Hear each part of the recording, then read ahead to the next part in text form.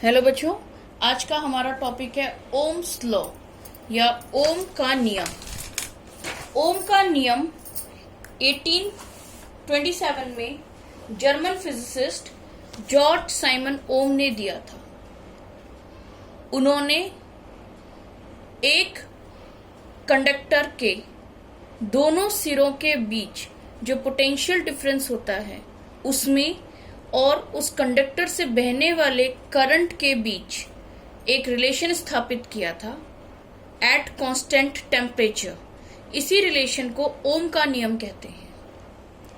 इसका स्टेटमेंट देखें तो the potential difference V across the ends of a given conductor in an electric circuit is directly proportional to the current flowing through it provided the temperature remains constant। ये इसका statement है। हिंदी में सुने तो एक विद्युत परिपथ में सुचालक के सिरों के बीच विभवांतर उसमें प्रभावित होने वाली विद्युत धारा के समानुपाती होता है, परंतु तापमान और अन्य परिस्थितियां समान रहनी चाहिए।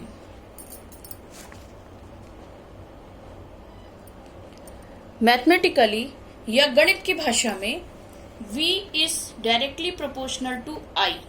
पोटेंशियल डिफरेंस बहने वाले करंट के डायरेक्टली प्रोपोर्शनल है, यानी समानुपाती है। V ओवर I, ये I यहाँ नीचे आ जाए तो ये इक्वल टू है R के, जो कि एक कांस्टेंट है। मानकर चलिए कि R एक कांस्टेंट है।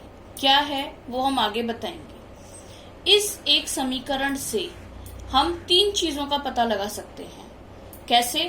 V is equal to I R, V is equal to I और R, I is equal to V over R और R is equal to V over I। यानी कि अगर हमारे पास इन तीनों में से कोई भी दो मान हो तो हम तीसरे का मान निकाल सकते हैं। प्रश्न ये है कि हम जानते हैं कि V तो होता है पोटेंशियल डिफरेंस यानी कि विभवांतर, I होता है करंट जिसको कि हम एम्पियर से शो करते हैं, और ये हमारे परिपथ या सर्किट में बहने वाले आवेश का माप है। अब ये R क्या है? प्रश्न ये है कि ये R क्या है। R resistance is the property of a conductor to resist the flow of charges through it। किसी चालक की वह विशेषता जिसके कारण वो चालक अपने अंदर से होने वाले विद्युत प्रवाह को रोकता है, प्रतिरोध कहलाता है। इसकी हिंदी टर्म है प्रतिरोध। ठीक है, कैसे समझें इसे? अगर एक सर्किट में करंट बह रहा है इस डायरेक्शन में, हमने एक बैटरी लगा रखी है ऐसे, अगर इसमें कोई भी प्रतिरोध नहीं होगा तो जितने वोल्ट्स हमने यहां से लगाए उतने वोल्ट के सापेक्ष में जितना करंट बहना चाहिए उतना पूरा बहेगा। ठीक है, पर इतना करंट बहने से कई बार हम लोग वोल्टेज ज्यादा लेते हैं। सबने सुना होगा वोल्टेज ज्यादा हो गई, कोई चीज फूक गई। ठीक है, तो ऐसे ही वोल्टेज ज्यादा होने से चीजों के फूकने का डर रहेगा, पहली चीज। दूसरी चीज, आवेश आराम से बहेगा तो वो अनियंत्रित होता चला जाएगा। इन दोनों चीजों को, कमियों को दूर करने के लिए ये इस सर्किट में लगे हुए तार या इस सर्किट में बीच में लगाए हुए किसी भी रेजिस्टेंस या कंडक्टर या बल्ब, कोई भी चीज जो कि लगी हुई हो, उसकी प्रॉपर्टी होती है कि वो अपने अंदर कुछ करंट को रोक लेता है, उसे बर्बाद कर देता है या खत्म कर देता है। ठीक है, रेजिस्टेंस एक अवरोध है। जैसे सड़क पे आप चलते हो तो आपकी स्पीड फुल है, बीच में एक स्पीड ब्रेकर आ गया तो आपको अपनी स्पीड रोक करके हल्की करनी पड़ेगी अपनी गाड़ी, फिर उस अवरोध को पार करना पड़ेगा। सेम ऐसे ही यहाँ करंट के साथ है। करंट अपनी फुल स्पीड में आ रहा है, एक अवरोध आया, उसको अपने आप को रोकना है, कुछ हिस्सा, कुछ एनर्जी यहाँ गंवानी है, फिर आगे बढ़ना है। यही प्रतिरोध है। बात करें इसकी यूनिट की, तो एसआई यूनिट, रेजिस्टेंस की एसआई यूनिट यानी प्रतिरोध की एसआई यूनिट होती है ओम, जिसे इस साइन से शो किया जाता है। अब हम जानते हैं कि R is equal to V over I. R है रेजिस्टेंस, तो रेजिस्टेंस की अगर यूनिट मैंने लिखी है ओम, तो यहां पर 1 ओम लिखा जा सकता है। V है पोटेंशियल डिफरेंस, इसकी यूनिट होती है वोल्ट, तो इसका मतलब हो गया 1 वोल्ट, और I की यूनिट है एम्पियर, तो ये आ गई 1 ampere. 1 ohm is equal to 1 volt upon 1 ampere.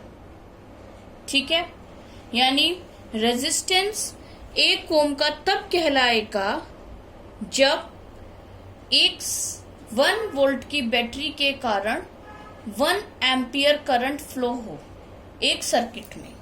यही 1 ओम की डेफिनेशन है। अब बात करते हैं कि कैसे पता चला कि किसी सर्किट में पोटेंशियल डिफरेंस उसके करंट के समानुपाती होता है। ओम ने क्या किया, ओम ने एक सर्किट बनाया, उस सर्किट में एक रेजिस्टेंस लगाया जिसका मान उन्हें ज्ञात नहीं था, और एक की लगाई, साथ में जोड़ा एक सेल, केवल एक सेल जोड़ा है। इस एक सेल को जब यहां लगाया गया और की लगाई गई, तो जो विद्युत धारा बही, वो विद्युत धारा उन्होंने ग्राफ पर प्लॉट करी। इस सेल के पीडी को उन्होंने प्लॉट किया। थोड़ी देर के बाद जब उन्होंने इन दोनों चीजों के लिए एक पॉइंट यहां लगा दिया, तो उन्होंने यहां पर एक सेल और लगाया, फिर से करंट को बहाया, और करंट के बहने के बाद जब करंट यहां वापस आया, तो यहां लगे एमीटर के द्वारा उसे नापा, नापकर उसका जो मान आया उसको फिर से इस ग्राफ पे प्लॉट किया। पोटेंशियल 2 सेलों का मिला के दुगना हो गया, वो यहां प्लॉट किया। बाद में उन्होंने इसमें 3 सेल कर दिए। जो भी विद्युत प्रवाह हुआ उसको उन्होंने एमीटर से नापा, यहां पर प्लॉट किया, और 3 सेल के बराबर पोटेंशियल 1.2 यहां लगाया। सेल की संख्या 4 करी, और जो विद्युत प्रवाह हुआ उसे नापा और लगाया। इस तरह उनके पास 4 पॉइंट्स आ गए। इन चारों पॉइंटों को जब उन्होंने जोड़ा तो एक सीधी रेखा मिली, जिसका सीधा सीधा सा मतलब ये है कि जैसे जैसे पोटेंशियल डिफरेंस बढ़ रहा है, ठीक उसी अनुपात में करंट बढ़ रहा है। यानी जो भी रेजिस्टेंस है उसका मान कांस्टेंट रहा। पहले केस में अगर ये x था, तो दूसरे केस में भी x ही रहा, तीसरे केस में भी x, और चौथे में भी x। इसका मान अपरिवर्तित रहा। ठीक है, ये सर्किट बनाने के लिए ओम ने निक्रोम का तार इस्तेमाल किया था। ठीक है, और उन्होंने ये पाया कि जब निक्रोम के तार में विद्युत प्रवाह किया जाता है, तो प्रयोग में लाए गए सेलों के संख्या के अनुरूप ही विद्युत प्रवाह धीरे धीरे बढ़ता चला जाता है। जैसे जैसे सेल का विभवांतर बढ़ता है, वैसे वैसे प्रभावित विद्युत का मान बढ़ता चला जाता है, पर रेजिस्टेंस हर केस में बराबर रहता है। तो इस वीडियो में हमने ओम का नियम पढ़ा, रेजिस्टेंस के बारे में पढ़ा, रेजिस्टेंस की यूनिट समझी, उसकी डेफिनेशन समझी, और आखिर ओम के लॉ का क्या मतलब है। हमने स्टेटमेंट पढ़ लिया, उससे होने वाली चीजें पढ़ ली, रेजिस्टेंस को पढ़ लिया, लेकिन इसका मतलब क्या था वो भी हमने समझ लिया। तो ओम्स लॉ क्लियर हो चुका है अब।